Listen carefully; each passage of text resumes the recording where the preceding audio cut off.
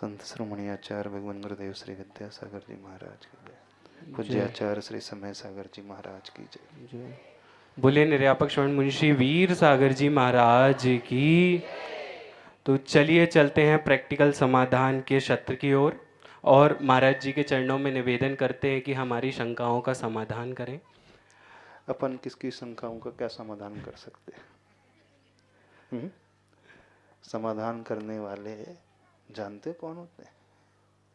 समाधान करने वाले ज्ञानी शुद्ध केवली होते हैं ना।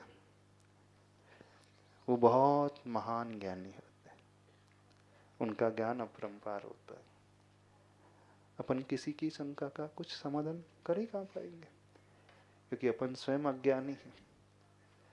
फिर भी अज्ञानी में जितना थोड़ा सा हो जाए उसे समझने की कोशिश करते हैं। जिन किसी को भी प्रश्न देना है वो कृपया अपना नाम दे दें। आज की ऑनलाइन जिज्ञासा में सर्वप्रथम प्रश्न पूछ रहे हैं अमित जैन जी मुंबई से। नमोस्तु गुरुदेव। आजकल जैन परिवारों में भी पाश्चात्य ढंग से नया साल मनाने का चलन बढ़ रहा है। तर्क दिया जाता है कि किसी धर्म का विषय नहीं है, बल्कि केवल मन में खुशी करने का और बच्चों को आनंद देने का माध्यम है। मन में प्रश्न यह है कि केवल आनंद और मनोरंजन के आधार पर किसी उत्सव को अपनाना उचित है? जैन धर्म की दृष्टि से किसी अन्य परंपरा के उत्साह को मनाने की सीमा क्या है और विवेक क्या होना चाहिए ताकि हमारी आत्मिक दिशा और सामाजिक भी सही रहे? कृपया मार्गदर्शन करिए। नमोस्तु। जैन धर्म के अनुसार तो नए वर्ष की शुरुआत भगवान महावीर स्वामी के निर्माण के पश्चात हो जाती है। 10 प्रकार के सत्यों में एक लोक सत्य आता है। लोक सत्य वो कहलाता है जो प्रचलन में, लोक व्यवहार में दुनिया जिसे सत्य के रूप में स्वीकारती है, उसे भी हम नकार नहीं सकते। जहाँ हम वर्तमान में रह रहे हैं, सारा सरकारी कामकाज, सारा लेन देन, सारा व्यवहार इंग्लिश कैलेंडर के अनुसार ही होता है। जब यह व्यवहार इंग्लिश कैलेंडर के अनुसार होता है तो इस दृष्टि से हम भी उसे नए वर्ष के रूप में स्वीकार कर लेते हैं। जब भी जीवन में कुछ नया आता है तो वो नया हमारे लिए मंगल को लेकर के आए, इस बात का ध्यान हर व्यक्ति को रखना चाहिए। एक बात समझे, जब भी कोई शुरुआत हम अमांगल से करेंगे तो आने वाले सारे कार्य अमांगलिक ही होते चले जाएंगे। इसलिए भूल करके भी नव वर्ष की शुरुआत जीवन में अमंगल से न करें। तो कैसे करें? मांगलिक कार्य से करें। मांगलिक कार्य हमारी वाणी से हो, मांगलिक कार्य हमारी हर इंद्रियों से हो, मांगलिक कार्य हमारे शरीर के माध्यम से हो। मांगलिक कार्य वो कहलाता है जिसमें हम सेल्फिश नहीं होते हैं, हमारे कार्यों से किसी दूसरों की हेल्प होती है। तो क्या करना चाहिए? दुनिया में अधिकांश लोग नव वर्ष का सेलिब्रेशन शैंपेन की बोतल, दारू पीकर, धमा चौकड़ी करके, लाउड साउंड, लाउड म्यूजिक, खाना पीना और रात भर इधर उधर के काम करते हुए व्यतीत करते हैं। तो ऐसे कार्यों से स्व के लिए भी अमंगल और पर के लिए, पड़ोसी के लिए भी अमंगल। तो क्या होना चाहिए?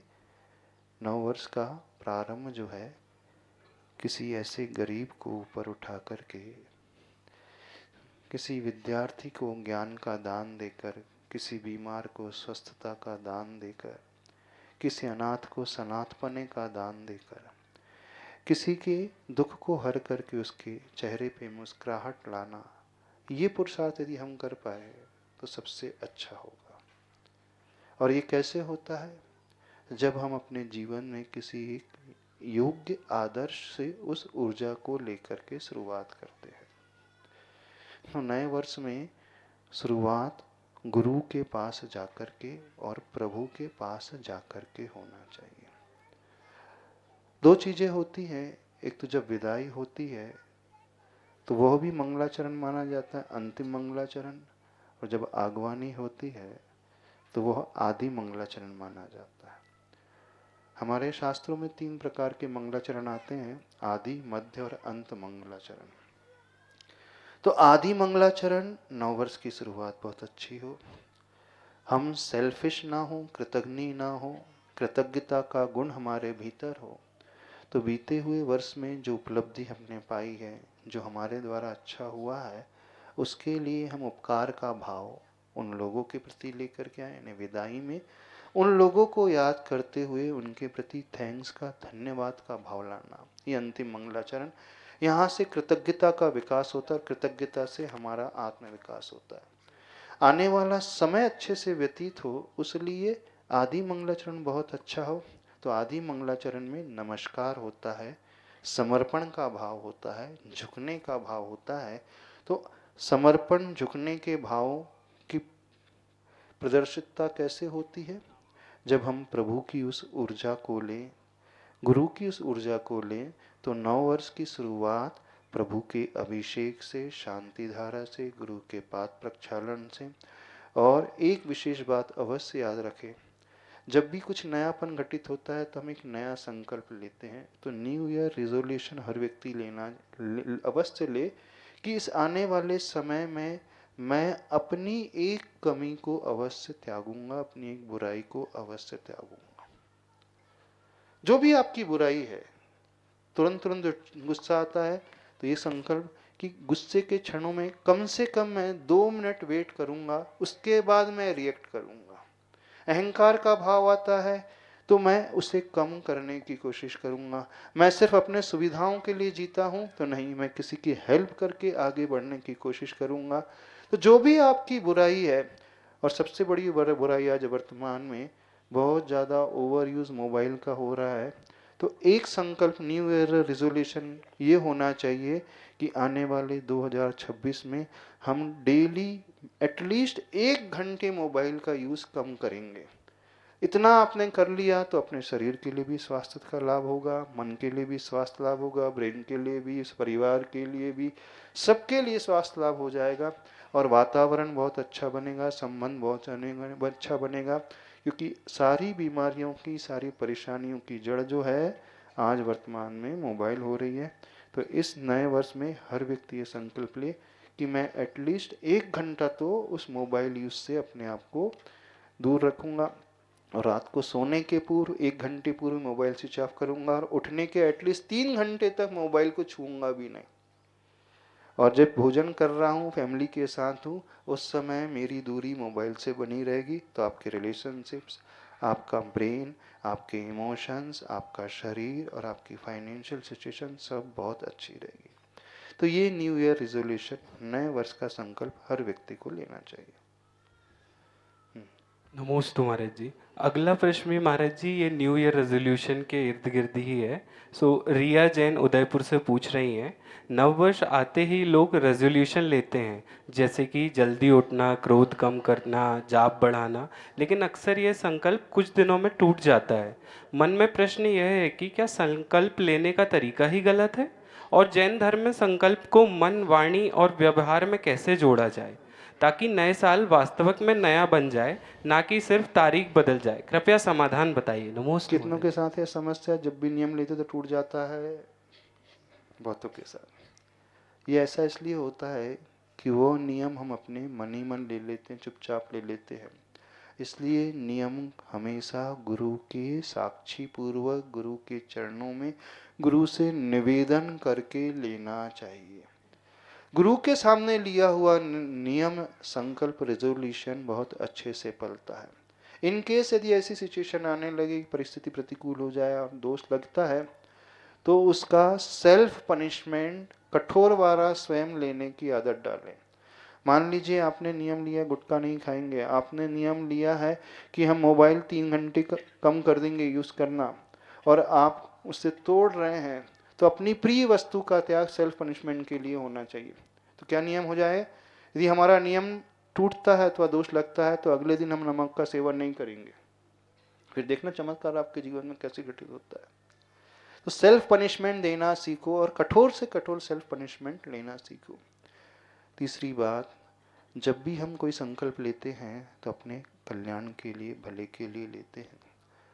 यदि हम नियम तोड़ते हैं तो उसके आफ्टर इफेक्ट्स क्या होंगे, उसके दुष्परिणाम क्या होंगे, ये सोचना चाहिए।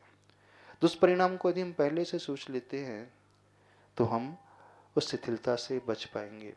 समयसार ग्रंथ में बहुत अच्छी बात आती है। आचार्य कुंदकुंद स्वामी जी कहते हैं, हर साधक को जो इस मोक्ष मार्ग में कदम बढ़ाता है, अच्छे मार्ग में कदम बढ़ाता है, अपने जीवन में कोई नियम लेता है और जब ऐसे निमित्त मिलने लगे कि उसके नियमों में दोष आने लगे, तो उसी समय उसे यह विचार करना चाहिए, आखिर यह नियम मैंने क्यों लिया था। जैसे ही क्यों वाला प्रश्न हमारे माइंड में आता है, तुरंत हम अपने कदम संभालने लगते हैं। और जो ये नहीं सोचता कि मैंने क्यों नहीं लिया था, वो बह जाएगा, नियम को तोड़ देगा।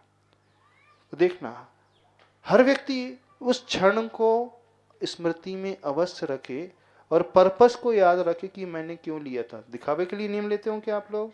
नहीं। आपको पता रहता है जो हम गलती कर रहे हैं उसके दुष्परिणाम हम हमारे जीवन में क्या हो रहे हैं। तो इस पर्पस को याद हमेशा करें कि हमने क्यों लिया था। बस क्यों को याद करते ही हाउ अपने आप फॉलो करने लगता है। वाय आते ही हाउ अपने आप आने लगेगा। और जहां क्यों नहीं आएगा, व्यक्ति बहाव में बह जाएगा, दोस्तों की संगति में बह जाएगा। दोस्त लोग तो कहेंगे अरे चलता है आज के ज़माने में, खाओ पियो ऐश करो, किसने देखा क्या होता है वो होता। चिंता नहीं करना, ऐसे लोगों की बातों में नहीं आना। वो लोग ये बोलते जिंदगी एक बार मिली है, इस कारण सब कुछ करके देखना चाहिए। सिगरेट भी पी के देखना चाहिए, दारू भी पी करके देखना चाहिए, घूमना भी चाहिए, ऐशो आराम भी करना चाहिए। क्या चाहिए ना, जिंदगी एक ही बार मिलती है ना। जिंदगी एक ही बार मिलती तो मुनि महाराज भी बन करके देखना चाहिए, देखना चाहिए ना।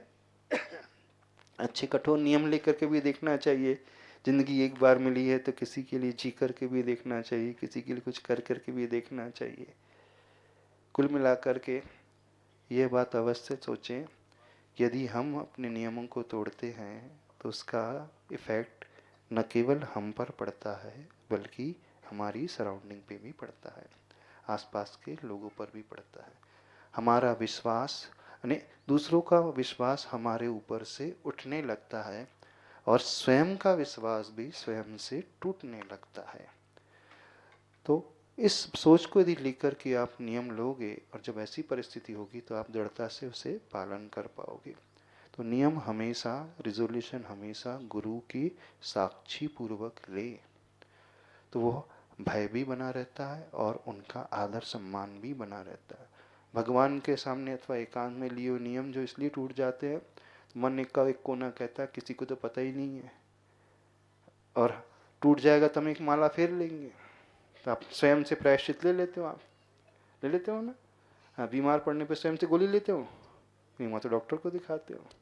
ऐसे ही हम जीवन में यह नियम बनाएं कि गुरु की साक्षी पूर्वक और यह सोच करके कि हम क्यों जीवन में उस बुराई का त्याग कर रहे हैं, ये विचार आना चाहिए। नमोस्तु गुरुदेव। अगला प्रश्न भावना जैन जी कोटा से पूछ रहे हैं, नए साल में सांसारिक और आध्यात्मिक दोनों ही दृष्टि से समृद्ध बने, इसके लिए ऐसा कोई मंत्र सुझाइए जिसका जाप हम प्रतिदिन कर सकें। एक बहुत अच्छा मंत्र आचार्य भगवान जो हम लोगों को देते थे जीवन में आध्यात्मिकता का विकास के लिए। आध्यात्मिकता का अर्थ यह है हम अपने आत्मा के निकट यानी अपने आत्म स्वभाव के निकट आए। तो उसको पाने के लिए एक बहुत अच्छा श्लोक आचार्य भगवान हमेशा कहते थे, कोहम किदृक् गुणः क्वत्य किम प्राप्य किम निमित्त कहा इत्युह प्रत्यहम नोचेत दस्थाने ही मतिर्भवेत। अर्थात हर व्यक्ति रात को सोने के पूर्व यह चिंतन करे 5 मिनट के लिए इस श्लोक के बारे में। इस श्लोक में 5 प्रश्न उठाए हैं। कोहम यानी मैं कौन हूँ, किदृक् गुणः मेरे कौन कौन से गुण हैं,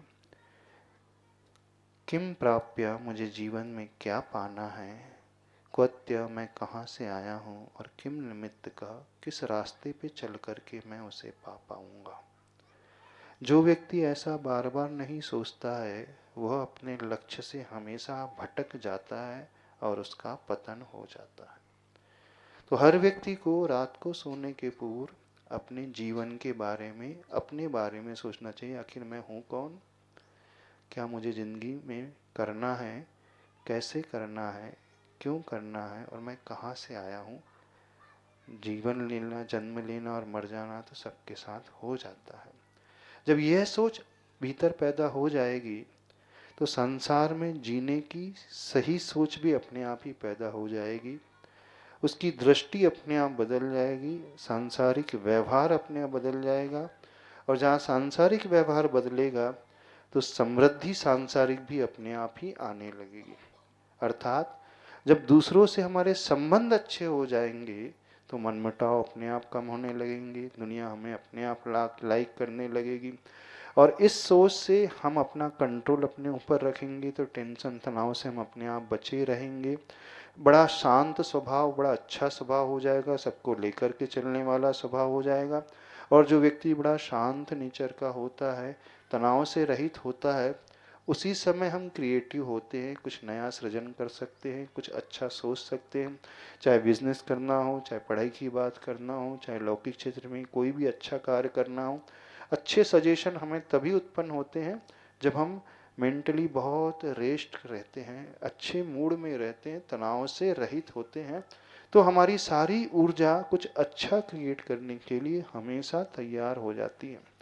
और जो व्यक्ति बहुत ज़्यादा बिखरा हुआ रहता है, उद्वेलित रहता है, भटका हुआ रहता है, वो कुछ अच्छा स्व के लिए भी नहीं सोच पाता और आसपास के लोगों के लिए भी नहीं सोच पाता। तो हमेशा शुरुआत भीतर से आध्यात्मिक सोच से होना चाहिए। जब इसकी आध्यात्मिक सोच होती है तो बाहर का उसका स्वभाव भी, बाहर का व्यवहार भी, वातावरण भी अपने आप ही अच्छा होने लगता है। भीतर का बीज जैसे अच्छा बोया जाता है तो फसल अच्छी आती है ना, ऐसे ही हमारा सोच का बीज अच्छा रहेगा तो सांसारिक वातावरण भी हमें बहुत अच्छा प्रतीत होगा और आसपास के लोग भी हमें बहुत अच्छे लगेंगे। तो वह सांसारिक समृद्धि उसे अपने आप मिल जाएगी। अभी हम बात पैसों की नहीं कर रहे हैं, मूल रूप से स्वभावगत इमोशन को कंट्रोल करने वाली बात कर रहे हैं। क्योंकि हम बाहरी सुख सुविधाओं को यदि सांसारिक समृद्धि मानते हैं तो उसमें कभी संतुष्टि होगी नहीं, हमेशा व्यक्ति दूसरों से तुलना करेगा। फिर भी यदि सांसारिक समृद्धि चाहते हैं तो उसका एक सबसे अच्छा मंत्र है कि मैं किसी से तुलना नहीं करूँगा, मैं कंपैरिजन नहीं करूँगा, मैं तुलना सिर्फ स्वयं से करूँगा, अपनी क्षमताओं से तुलना करते हुए आगे बढ़ने का पुरुषार्थ करूँगा। ऐसी सोच पैदा करने से व्यक्ति चिंता से रहित, स्ट्रेस से रहित, विकल्पों से रहित रहता है और जो भी उसे मिलता है, जो सुख सुविधाएं मिलती है, उतना में भी बहुत अच्छा जीवन जीने वाला हो जाता है। नमोस्तु गुरुदेव। अगला प्रश्न करण जैन फरीदाबाद से पूछ रहे हैं। आजकल सकारात्मक सोच, पॉजिटिव एनर्जी और अफर्मेशन की बहुत चर्चा होती है। लोग कहते हैं कि बस अच्छा सोचो, सब अच्छा होगा। मन में प्रश्न यह है कि केवल सकारात्मक सोच पर्याप्त है? जैन दर्शन में मंत्र जाप और भाव शुद्धि का वास्तविक अर्थ क्या है और यह पॉजिटिविटी में कैसे भिन्न व गहन है? कृपया स्पष्ट कीजिए। नमोस्तु गुरुदेव। जैन दर्शन में मंत्र जाप का बहुत महत्व है। जब हम किसी मंत्र की जाप रेगुलर करते हैं तो कैसे हमारे जीवन में बदलाव लाता है उसे समझने की कोशिश करें। जिस मंत्र को हम बार बार पढ़ेंगे तो वो हमारे सबकॉन्शियस माइंड को, यानी अवचेतन मन को ट्रेन करने लगता है। तो जब हमारा अवचेतन मन ट्रेन होने लगता है तो वो उसी प्रकार के रास्ते की खोज करने में आगे बढ़ता चला जाता है। तो उसका असर इस प्रकार से देखने में मिलता है। कई बार कहा जाता है सोचने मात्र से काम नहीं होता। सत्य है कि जीवन में मात्र सोचने से सब कुछ नहीं होता, सोचने के बाद उसे अमल में भी लाना चाहिए। लेकिन अंदर से जो कोई भावना भाएगा, एफर्मेशन करेगा, लाखों बार उसे कहता चले जाएगा तो उसका सबकॉन्शियस माइंड इस प्रकार का हो जाएगा, वो उसे उसी रास्ते में बढ़ाने की कोशिश करेगा। इसलिए मंत्र जाप का बहुत महत्व होता है। एक नाम जाप की साधना भी होती है, वो इसलिए दी जाती है, इसलिए की जाती है कि हमारे पुराने संस्कार अभी बहुत अलग ही प्रकार के हैं। उस संस्कार को तोड़ने के लिए हमें अपने सबकॉन्शियस माइंड को ट्रेन करना पड़ता है, इसलिए किए जाती है। एक श्लोक आता है ष्टोपदेश ग्रंथ में, तदेष्टम तत्प्रष्टव्यम तदेष्टव्यम तद्द्रष्टव्यम मुमुक्षुभिः, अर्थात जो हम चाहते हैं अपने जीवन में वो हम दूसरों से पूछें, उसके इष्ट की कल्पना करें, उसकी धारणा बनाएं और उस रूप हम होते चले जाएं। इसे कहा गया जैन दर्शन में धारणा ध्यान। धारणा ध्यान में ये होता है हम अशुद्ध होते हुए भी शुद्ध का ही ध्यान करते हैं। उसमें हम कहते हैं शुद्ध हूँ मैं, शुद्धो हम, बुद्धो हम, निरंजनो हम, निर्विकल्पो हम। अभी हम हैं नहीं, लेकिन बार बार धारणा बनाने से उस प्रकार की हम वाइब्रेशंस को, एनर्जी को अट्रैक्ट करने लगते हैं और उसका फिर इफेक्ट हमारे मन पे धीरे धीरे पड़ने लगता है। तो ये चाहे धारणा ध्यान की बात हो, चाहे अफर्मेशन की बात हो, चाहे मंत्र जाप की बात हो, वैसा ही हमारा जीवन बनने लगता है। क्योंकि हमारी लाइफ कैसी है, life is just like an echo sound. ने इको साउंड में क्या होता है, जो हम कहते हैं एक बार वही ध्वनि प्रतिध्वनि के रूप में बार बार सुनाई देती है ना। किसी पर्वत के ऊपर गुफा में जाकर के यदि हम कहें कि मैं बहुत शुद्ध हूँ, तो वही ये मंत्र बार बार लौट करके हमारे कानों में सुनाई देगा कि मैं शुद्ध हूँ, मैं शुद्ध हूँ, मैं शुद्ध हूँ। तो जो हम कहते हैं वही हम तक लौट करके आता है। इसलिए बार बार मंत्र पढ़ने से, चाहे हम अरिहंत सिद्ध की जाप करें, चाहे मैं निर्विकल्प हूँ इसकी जाप करें, चाहे मैं पॉजिटिविटी से भरा हूँ इसकी जाप करें, तो वही वाइब्रेशन लौट लौट करके हमारे भीतर आती हैं, हमसे टकराती हैं। और जब वो भावनाएं होने लगती हैं तो उस प्रकार की सोच के माध्यम से हम उसी ओर पुरुषार्थ भी करने लगते हैं। इसे ही आज वर्तमान में वो एफर्मेशन कहें अथवा लॉ ऑफ अट्रैक्शन कहें, ये सब इसी के नामांतरण है, बाकी है एक ही चीज़। तो जीवन में विकास की शुरुआत सोच से होती है, क्योंकि जैसी हमारी सोच होती है वैसे ही हमारे शब्द होते हैं, जैसे हमारा शब्द होता है वैसी हमारी क्रिया होने लगती है, जैसी क्रिया होने लगती है वैसे ही हमारी आदत बन जाती है, और जो हमारी आदत बन जाती है फिर वही हमारा स्वभाव बन जाता है। और जब वो स्वभाव बन जाता है तो अबुद्धिपूर्वक भी अपने आप ही वो कार्य होने लगता है। इसलिए बार बार एफर्मेशन अथवा मंत्र जाप अवश्य करना चाहिए, क्योंकि सीधा सा नियम है, जो व्यक्ति जैसा होता है वैसे लोगों को ढूंढ लेता है कि नहीं। शराबी अपने आप शराबी को ढूंढ लेता है, जुआरी अपने आप जुआरी को ढूंढ लेता है, उसकी संगति अपने आप ही हो जाती है। तो जैसा हम अंदर से हो जाते हैं फिर अच्छे लोग को अपने आप ढूंढने लग जाएंगे। चलिए, नमोस्तु गुरुदेव। अगला प्रश्न स्नेहा जैन पटना से पूछ रहे हैं, इस समय कड़ाके की सर्दी है, शरीर अधिक भोजन, गर्म चीज़ें और आराम चाहता है। मन में प्रश्न यह है कि क्या ऋतु के अनुसार खान पान बढ़ाना इंद्रिय भोग कहलाएगा या शरीर की आवश्यकता है। जैन दर्शन में ऋतुचार, समय, संयम और स्वास्थ्य के बीच संतुलन कैसे बनाया जाए ताकि ना कि अधिक हो और ना ही अपेक्ष रहे। कृपया प्रैक्टिकल मार्गदर्शन दें। नमोस्तु महाराज जी। द्रव्य क्षेत्र काल के अनुसार हमारे भाव होते हैं, मौसम बदलता है उसके अनुसार हमारी शरीर की प्रकृति भी बदलती है, उसके अनुसार हमारा सोच भी बदलने लगता है। शरीर बदलता है तो उसके अनुसार फिर आहार भी बदलाव को लिए हुए होना चाहिए, क्योंकि यदि जैसा हम खाते हैं अन्न वैसा ही हमारा मन होता है। तो यहाँ पर इंद्रियों के सुख के लिए नहीं होता है, उद्देश्य जो है इस शरीर से सारी अच्छी क्रियाएं हम कर सके। और शरीरम आद्यम खलु धर्म साधनम, एक सुक्ति आती है, शरीर जो है प्रारंभिक चरण है धर्म की साधना में, अच्छे कार्य करने में। तो वो शरीर साथ जब ऋतु के अनुसार देगा तो धर्म भी हम अच्छे से पालन कर पाएंगे। परंतु एकमात्र आहार पर डिपेंड नहीं करता है, ये हमारे विचारधारा पर भी डिपेंड करता है। यदि हमारी सोच अच्छी होगी तो अच्छी सोच से ग्रहण किया हुआ अन्न भी उस रूप परिवर्तित होता चला जाएगा। लेकिन अधिक शीत ऋतु में आहार कैसा होना चाहिए आप लोग सब जानते हैं, बताने की आवश्यकता नहीं है। अपथ्य क्या है, पथ्य क्या है? तो ऐसा मोटा अन्न जो बाजरा है, गुड़ है, तिल्ली है, चने हैं, जो अलग प्रकार से एनर्जी उत्पन्न करते हैं। और शीत ऋतु हमारे लिए हेल्दी सीजन मानी जाता है। हेल्दी सीजन इस अपेक्षा से शीत ऋतु में जो अपना शरीर बना लेता है, बाकी के बचे हुए 10 महीने में वह शरीर का उपयोग बहुत अच्छे से कर सकता है। जो रिजर्वायर हम इसी समय क्रिएट कर सकते हैं। तो इसी समय गरिष्ठ आहार, दूध के लिए पौष माह में कहा है, दूध, रबड़ी, घी, ड्राई फ्रूट्स खाने के लिए कहा है, शरीर के पोषण के लिए नहीं है।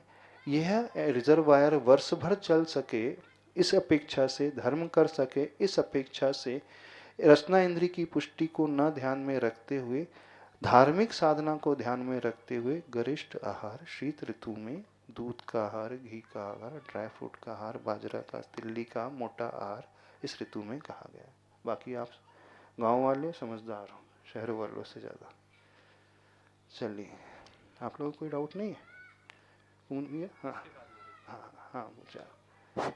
नमस्ते गुरुदेव। गुरुदेव, चौके के समय हम महाराज जी को प्रगान करते समय ये करते, प्रदक्षिणा मारते, और फिर माता जी और श्लोक जी को क्यों नहीं करते?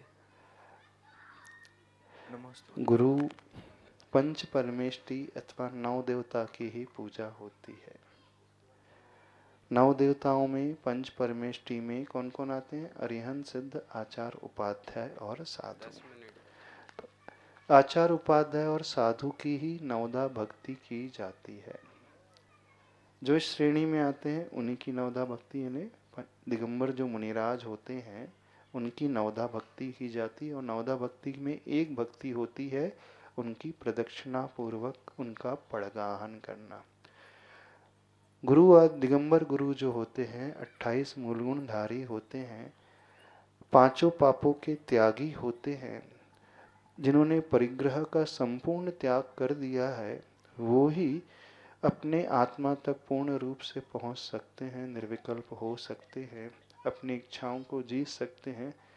लेकिन जो एलक, छुल्लक, वस्त्रधारी आदि होते हैं वो परिग्रह का पूर्ण रूप से त्याग नहीं कर पाते हैं। जब परिग्रह का त्याग नहीं हो पाता है तो विकल्प के साधन बने रहते हैं। तो एलक, छुल्लक, श्रावक की कोटि में आते हैं। और आरिका माता जी हैं, महाव्रती हैं, पर वह गुरु के श्रेणी में नहीं आती क्योंकि उनकी भी एक मर्यादा होती है। इस अपेक्षा से उनकी नवदा भक्ति में यथा योग्य जो कहा गया है, पर वह परिग्रहण करने के लिए, परिक्रमा करने के लिए आगम में नहीं आता। नमोस्तु गुरुदेव। आज का अंतिम ऑनलाइन प्रश्न और इसके बाद ऑफलाइन प्रश्न के लिए तैयार रहेंगी समीक्षा जैन। दीपक जैन जयपुर से पूछ रहे हैं, महाराज जी, युवाओं के लिए नए साल मनाने का सबसे अच्छा तरीका कौन सा हो सकता है? कृपया मार्गदर्शन करें कि युवाओं को किस तरह से और कौन कौन से काम करके नया साल मनाना चाहिए और बीते हुए साल को विदा करना चाहिए। नमोस्तु। बता तो दिया। युवाओं को नया साल मनाने का एक सबसे बड़ा संकल्प, व्यसनों से दूर रहे। कोई अल्कोहल नहीं, कोई ड्रिंक नहीं, कोई स्मोकिंग नहीं, कोई गुटखा का सेवन नहीं, नॉनवेज का सेवन नहीं। ये संकल्प सबसे बड़ा संकल्प होना चाहिए। इस संकल्प के साथ युवाओं के भीतर जोश है, एनर्जी है, तो यह भी संकल्प हम अपने जोश और एनर्जी का सदुपयोग किसी को सताने में नहीं बल्कि किसी के कल्याण में लगाएंगे। होना ये चाहिए। आज की जो पढ़ी लिखी युवा टीम है, युवा वर्ग है, वो मंदिर के धर्म से थोड़ा सा दूर रहती है, तो उन्हें सोशल वेलफेयर के कॉज को अपनाना चाहिए। तो 9 वर्ष में किसी अनाथालय में जाकर के किसी गरीब बच्चे को प्रोत्साहित करना, गौशाला में जाकर के किसी गाय की सेवा करना, गुरु चरणों में बैठकर के उनके चरणों की ऊर्जा लेना और प्रभु का मस्तकाभिषेक करके उस गंधोदक को लेकर के अपने इस 9 वर्ष की शुरुआत करें। बस इसी बात को कहना चाहते हैं। नमोस्तु महाराज जी। अब ऑफलाइन प्रश्न के लिए समीक्षा जैन जी तैयार आ रही हैं और इसके बाद प्रणम्य जैन जी तैयार रहे हैं। नमोस्तु गुरुदेव, नमोस्तु गुरुदेव, नमोस्तु गुरुदेव। मेरा प्रश्न ये है कि जब आर्मी में जैन लोग होते हैं, लड़के लड़कियां, तो उनको शस्त्र चलाना पड़ता है और हमारा जैन धर्म कहता है कि कोई कोई भी जीव की हिंसा नहीं करना। क्या ये सही है या क्या गलत है? जैन धर्म ने कब कहा कि श्रावक को शस्त्र नहीं चलाना? जैन धर्म की अहिंसा दो प्रकार की है, एक साधु की अहिंसा, एक गृहस्थ श्रावक की अहिंसा। जो साधु होते हैं वो किसी भी प्रकार के जीव की हिंसा नहीं करते, एकेंद्री से लेकर पंचेंद्री तक। लेकिन जो श्रावक होता है, जब उस पर अन्याय होता है, अत्याचार होता है, तो देश की रक्षा के लिए, समाज की रक्षा के लिए, देवगुरु शास्त्र की रक्षा के लिए, परिवार की रक्षा के लिए यदि वह शस्त्र न उठाए तो वो हिंसक माना जाता है। उस समय उसका शस्त्र उठाना ही अहिंसक माना गया है। जैसे रामचंद्र जी ने रावण के विरुद्ध धर्म के लिए, न्याय के लिए शस्त्र उठाए, तो वह अन्याय नहीं, हिंसा की प्रवृत्ति नहीं थी, बल्कि अहिंसा की प्रवृत्ति। श्रावक तीन प्रकार की हिंसा को त्याग ही नहीं कर पाता। आरंभी, उद्योगी और विरोधी हिंसा से वो ऊपर नहीं उठ सकता। श्रावक है तो उसे भोजन बनाना पड़ेगा, उसमें जीवों की हिंसा होगी तो वो उससे बच नहीं पाएगा। व्यापार करेगा, पैसा कमाना पड़ेगा, उसके लिए भी जीवों की हिंसा होती है तो उससे भी नहीं बच पाएगा। और अपने राष्ट्र धर्म की रक्षा के लिए नीति न्याय का आलम्बन लेते हुए शस्त्र उठाना ही पड़ेगा, तो वो उसको अहिंसा मानी गई है, यानी वो हिंसा की श्रेणी में नहीं आई। ये हिंसा उसे क्षम्य है, उसमें इसे हिंसा का दोष नहीं लगता। हाँ, लेकिन प्रयोजन से रहित होती यदि किसी को सता रहा है तो वो अवश्य हिंसा का भागी है। जैन धर्म की अहिंसा कायरों की अहिंसा नहीं है, जैन धर्म की अहिंसा क्षत्रियों की अहिंसा है। जैन धर्म के 24 तीर्थंकर हमेशा क्षत्रिय रहे हैं, जिन्होंने तलवार उठाए हैं, शस्त्र उठाए हैं, और वे ही बाद में तीर्थंकर बने हैं। तो जैन धर्म कायरों का धर्म नहीं है, क्षत्रियों का धर्म है। यहाँ पर शस्त्र उठाना भी सिखाया, बताया है, शस्त्र चलाना भी बताया है, लेकिन कब? जब नीति न्याय पर विपत्ति आ रही हो तब। पर अकारण ही किसी को वो सताएगा नहीं, किसी को मारेगा पीटेगा नहीं, किसी पर शस्त्र चलाएगा नहीं, इस अपेक्षा से वो क्षम्य है। यदि वो श्रावक होते हुए न उठाए तो बहुत बड़ी गलती मानी जाएगी। तो साधु किसी भी परिस्थिति में शस्त्र नहीं उठाएगा, लेकिन श्रावक जो है धर्म के लिए शस्त्र उठा सकता है, कोई बात नहीं। आज के अंतिम प्रश्न के लिए एक नन्हा सा बालक प्रणम्य जैन जी आ जाइए। जल्दी। हाँ, नमोस्तु नमोस्तु नमोस्तु महाराज जी। मैं प्रणम्य जैन संभाजी नगर से। हाँ, विचारा। महाराज जी, भगवान जी का अभिषेक क्यों किया जाता है? भगवान जी का अभिषेक अपने पापों को धोने के लिए, भगवान जी का अभिषेक उस गंधोदक को लेने के लिए, भगवान जी का अभिषेक प्रभु की उस एनर्जी को लेने के लिए, भगवान जी का अभिषेक अपने मन और आत्मा को पवित्र करने के लिए किया जाता है, न कि भगवान जी का अभिषेक मूर्ति की साफ सफाई धुलाई के लिए किया जाता है। क्योंकि जहाँ अकृत्रिम चैत्यालय है वहाँ पे धूल धक्कड़ आदि कुछ नहीं होती है, फिर भी सौधर्मेंद्र जा कर के प्रभु का अभिषेक करते हैं तो वह गंधोदक लेने के लिए करते हैं। जिन लोगों की धारणा है कि प्रभु का अभिषेक, प्रतिमा का अभिषेक उनका प्रक्षालन धूल झड़ाने के लिए किया जाता है, एकदम गलत धारणा है। वे अपनी धारणा बना ले।